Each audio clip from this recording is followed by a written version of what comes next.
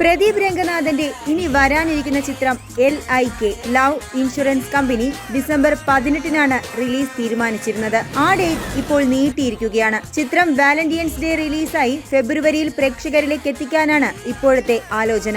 ആദ്യം October 17-ന് release പ്രഖ്യാപിച്ചുവെങ്കിലും പ്രദീപിന്റെ തന്നെ ഡ്യൂഡുമായി clash ആകാതെ ഇരിക്കാൻ റിലീസ് ഡിസംബറിലേക്ക് മാറ്റുകയായിരുന്നു. അതാണിപ്പോൾ വീണ്ടും നീട്ടിയിരിക്കുന്നത്. വിഘ്നേഷ് ശിവൻ സംവിധാനം ചെയ്യുന്ന ചിത്രത്തിൽ പ്രദീപിനെ കൂടാതെ SJ സൂര്യ, കൃതി ഷെട്ടി എന്നിവരും പ്രധാന വേഷങ്ങളിൽ എത്തുന്നുണ്ട്. ലവ് ടുഡേ, ഡ്രാഗൺ, ഡ്യൂഡ് അങ്ങനെ അഭിനയിച്ച എല്ലാ ചിത്രങ്ങളും 100 കോടിക്ക് മുകളിൽ ബോക്സ് ഓഫീസിൽ കളക്ഷൻ നേടിയിട്ടുണ്ട് പ്രദീപ്. ആ ശ്രേണിയിലേക്ക് LIK കൂടെ വരുമോ എന്നാണ് ഇനി അറിയേണ്ടത്. അങ്ങനെയാണെങ്കിൽ അത് വീണ്ടും ചരിത്രമാകും. അതേസമയം ഈ വർഷം